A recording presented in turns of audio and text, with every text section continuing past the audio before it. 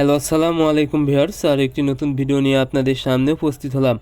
আজকের ভিডিওতে মূলত আমি আলোচনা করব মুরগিকে সুস্থ রাখতে কোন কোন ভ্যাকসিন করা অত্যন্ত জরুরি এবং মুরগিকে বিভিন্ন মারাত্মক রোগ থেকে দূরে রাখতে কোন ভ্যাকসিনটা করতেই হবে।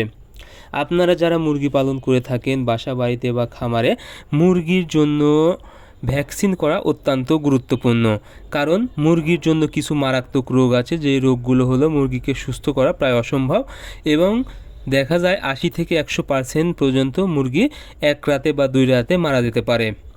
সেক্ষেত্রে এই মুরগিগুলোকে সুস্থ রাখতে এবং বড় ধরনের ঝুঁকির হাত থেকে রক্ষা পেতে অবশ্যই আপনাদেরকে এই ভ্যাকসিন করা অত্যন্ত জরুরি।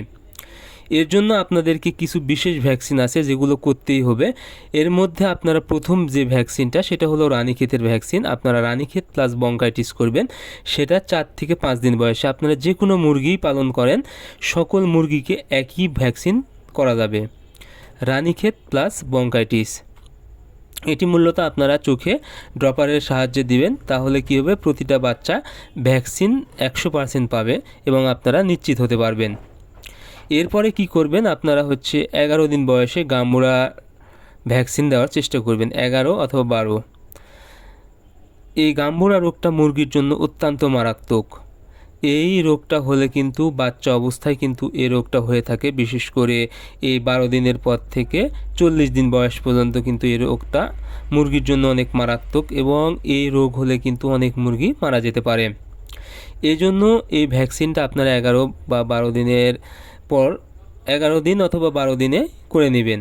এরপরে আবার 18 দিনে এই গাম্বুরার ভ্যাকসিনটা করবেন।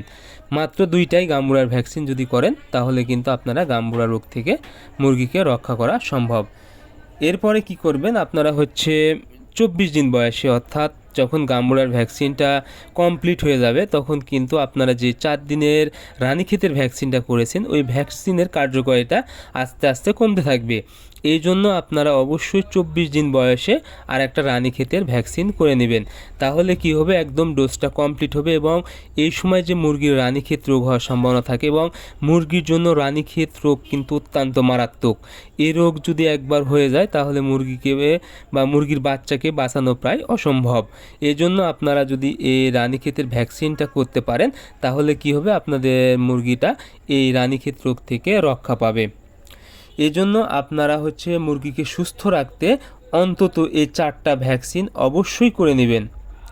আশা করি আপনাদের মুরগি অত্যন্ত সুস্থ থাকবে এবং যতদিন পর্যন্ত মুরগি রাখবেন, রানীক্ষেতের ভ্যাকসিনটা আপনারা 1.5 থেকে 2 মাস পর পর নিয়মিত করে নেবেন। সেটা ডিম দেওয়া মুরগি হোক বা যে কোনো ধরনের মুরগি হোক, যতদিন আপনারা রাখবেন, রানীক্ষেতের ভ্যাকসিনটা যদি আপনারা কমপ্লিট করতে পারেন, আশা করি আপনাদের মুরগি কোনোভাবে আর অসুস্থ হবে না এবং মুরগি থেকে সারা বছর প্রোডাকশান নিতে পারবেন এবং মুরগি সুস্থ থাকবে। সো আজকের ভিডিও এই পর্যন্তই। আপনারা আমাদের পরবর্তী ভিডিও পেতে চ্যানেলটি সাবস্ক্রাইব করবেন এবং ভিডিও যদি ভালো লাগে অবশ্যই শেয়ার করবেন।